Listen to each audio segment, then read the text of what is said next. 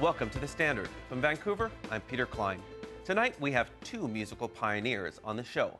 Later on, the man who forged a new industry of Elvis impersonators will be here talking about his incredible career imitating the King. But first, jazz legend Pat Metheny. He's the winner of 17 Grammy Awards and has created a name for himself by pushing the boundaries of music. Pat Metheny has played with all the greats, from Chick Corea and John Scofield to Joni Mitchell and Herbie Hancock.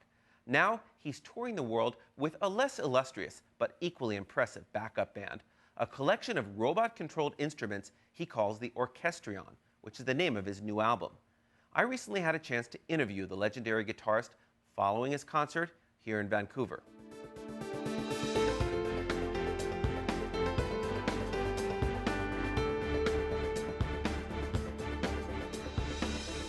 Think of guitar as this wonderful portable instrument that you could, go down to the beach and play. Unlike a piano, which you have to, you can't lug a grand piano around. If you're a jazz bassist, you have to buy a separate seat on an airplane for it. But guitar is this wonderful portable instrument, but you don't really take the greatest advantage of the portability of that. I mean, you look at what you had on stage tonight, and you need a whole crew of people to move that around, right? Well, I mean, this is an extreme case in every way we could ever possibly talk about it. I mean, this doesn't really connect with anything, not only that I've done, I mean, this doesn't connect with anything anybody's ever done. Right. It's really kind of in its own category. Well, explain what you've done here. You have these robots, essentially, that are playing an orchestra, really, at your command. People love to use the robot word because it's kind of a hip word. Right. The truth is, what I'm doing is almost identical to what people were doing about 100 years ago, which is to take sort of the idea of some kind of mechanism. 100 years ago it was a player piano, and expand that out to include other instruments, often percussion instruments, a bass drum, cymbals, so forth, sometimes mallet percussion instruments. Bottles being blown into. Yeah. And I mean, I've really just kind of taken that idea into the 21st century. And the output side, meaning what you hear, is really not far away at all from what was happening in the 19th century and the early 20th century.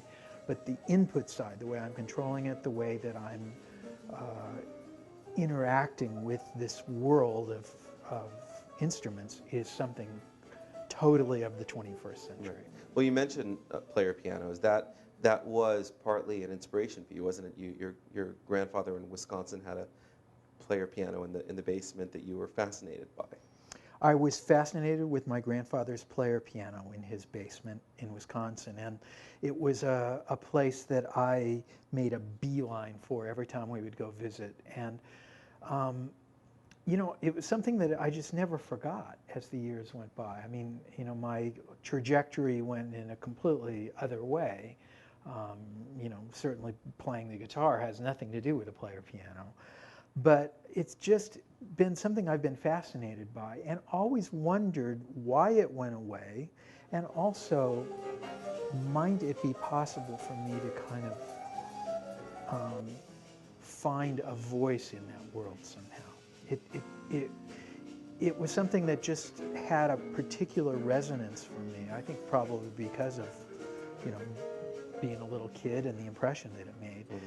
But, after years and years went by of never stopping thinking about it, I finally decided, okay, I'm just going to go ahead and do this. I don't care if people do think I'm out of my mind. So.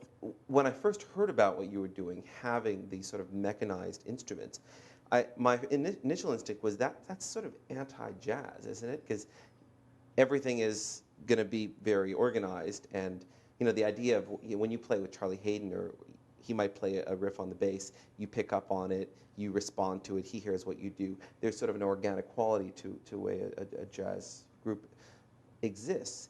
And you can't really do that with these little guys, right? Oh, no, you're completely wrong. Really? So how do you have a call and response with a snare drum that's mechanized? Well, I mean, the proof is in the pudding. You just heard the concert. So I think that there are, like, you know, and I would say the same about the record. It's sort of evident, it's self-evident with what I'm doing. The truth is, I would not be interested in doing anything that did not include the aspects that you're talking about, in terms of groove, in terms of being able to have an intimate dialogue with the audience through improvisation, because that's what I do as a musician. Well, explain though, how are you responding essentially to yourself? Do you control the various instruments to essentially respond to what you're doing? The control aspect of what's going on there would really take me about 3 hours to explain, because I'm not doing just one thing. I'm doing 15 different things, 10 different ways. And I've really spent a lot of time developing ways of interacting, controlling the material that I generate, either spontaneously or as a composer, in lots and lots of different ways. If you imagine like something like a gas tank gauge, and over here is completely compositional material, and over here is completely improvised material, I can get anywhere on that spectrum at any time that I want, on the fly. That way of doing it and explaining what that is, even to somebody who's a really technically advanced electronic musician, I would have to sit them down for an hour and say, okay, this is what's happening. But basically, it's not all predetermined. Not at all. But it's also not completely. I mean, obviously, you can't control 100 instruments at the same time. I can. You can? Yes. Wow, that's amazing. And the thing is, there's a lot. This project is interesting because I realize it's a project, which art kind of does, where people bring their prejudices and fears as well as their interests to the table. And, you know, there's a lot of fear with this. And I run into a lot of fear, like, gee, aren't you afraid of? And what if it breaks? And what if, you know, I mean, there's kind of like two interviews. There's the fear interview, like, aren't you afraid you're going to da-da-da-da, or, you know? And then there's the people that are, like, excited by the fact that it really is a new form, which it is. It's a new material. It's a new fabric. It's a new way of thinking. It's a new way of being an improviser. It's a new way of presenting music to an audience. And, you know, I don't really compare it with what it's not. I look at it for what it is. I'm not going to stop doing all the other things that I do. You know, I mean, you know, my whole life as a musician has been one of expansion. You know, I still play music from the first records that I made, and it, you know, they seem like pretty viable ideas in terms of this chord moving to that chord. It's like, yeah, I still embrace that. And yet at the same time, I feel like it's like a house, and I keep adding on new wings to the house, or a new room. And I mean, this is really like a whole new room, but it's not going to take the place of anything else. It's just a different way of thinking, a different way of being as a musician.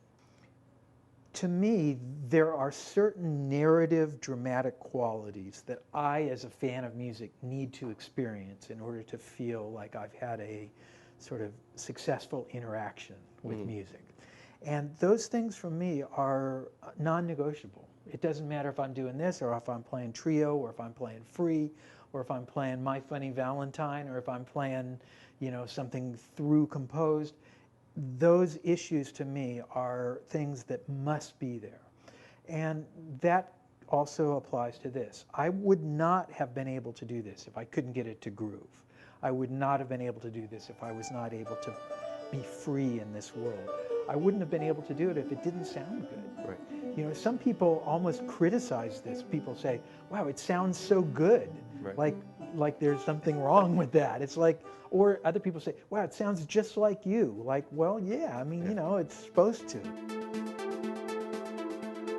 My feeling is our job is to reinvent things, because there's something that happens when a musician bumps up against the unknown that is unique. And that, to me, is what jazz has been at its best throughout its history.